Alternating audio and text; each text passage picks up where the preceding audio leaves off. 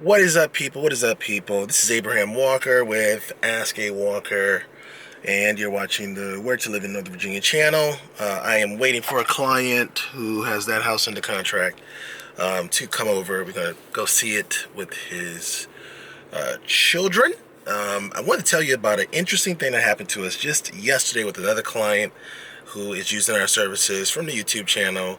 We placed an offer on a property that has been on the market for longer than a weekend, right? And so if you've seen a couple of my other videos, you know that there is an 8-day strategy that I recommend to everyone, which is that you actually wait to put an offer on the property after that first weekend. So most houses come on the market on Thursday. They either go into contract on a Monday or a Tuesday. So on Tuesday evening, Wednesday, you're looking at the MLS to see what houses are left over, and then you're jumping on those opportunities. Well, one of my clients took advantage of that strategy.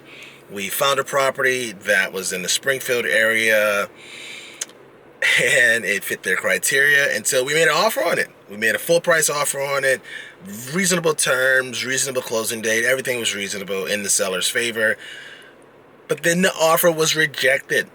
That's right, the offer was rejected. A full price offer was rejected. And I've already mentioned this in a couple of my other videos. A lot of houses that you're seeing right now are actually being priced below the market.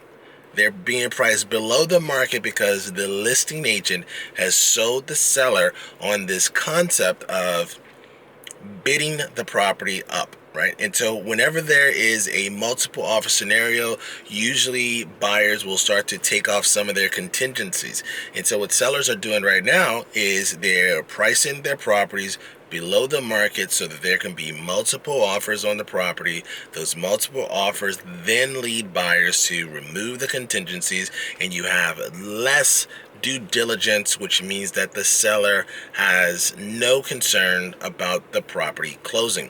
The problem with this strategy is another client, I think it's the same client, put a property under contract in the Montclair area, which we do have a Montclair video coming up shortly about that area. So because I know a lot of people are interested in it, put a property under contract in the Montclair area over $700,000, and we had a home inspection. Inside that home inspection, right? The home inspection was for void only, or informational purposes only, whatever you call it.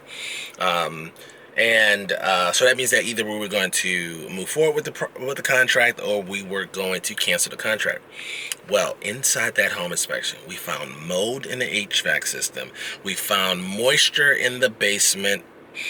We found moisture in the addition. We found a deck that was really ready to come down and really poorly built. We found all of these deficiencies that if we were like some of these other buyers that are in the market right now where they're buying homes with no home inspection whatsoever, I cannot recommend that to my clients. I can't.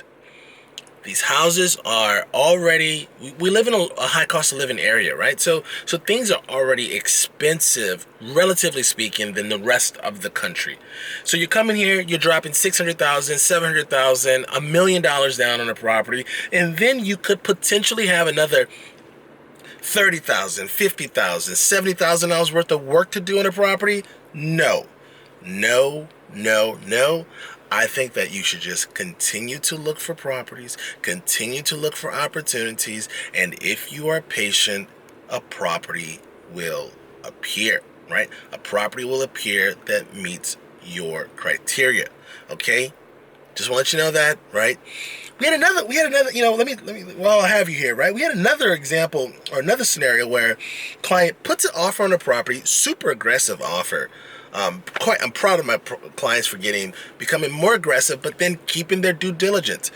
Agent responds, hey, look, we know that this offer is amazing as far as price is concerned, but you left the home inspection contingency in place.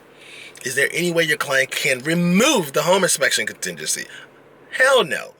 No. We have to do our due diligence. These are huge structures, huge. Look how big that house is. 4-bedroom, basement, living area. I mean, it's a lot of square footage. You don't know what these people are hiding in here. And we're also starting to see that a lot of sellers A lot of sellers are not doing hardly anything to the property. I mean, there used to be, 2-3 years ago, people would never come on the market with a deck in horrible condition. Now people are coming on the market with decks that are just, that look like, excuse my French, but they look poorly, right? They look poorly. I could just use a different word. They are just in poor condition, right? We're seeing family photos all over the place. We're seeing personal effects. Like there was a property I showed a couple weeks ago, maybe a couple months ago now. The people had like these black-faced dolls just chilling. They had political pieces. I mean, hey, keep your cool. Keep looking, right? Don't let this market cause you to do something you're not comfortable with, right? You're going to be in this property for a couple years. Take your time. The property that is yours, right? The property that meets your criteria will appear, okay? That's it for me. If you have any questions, let me know in the comment section. My client just pulled up. There is a link in the description to the Perfect Home Questionnaire. If you're ready to start the home buying process, click on that link, fill out the survey, and then we will be in touch. I will see you on the next video. Peace.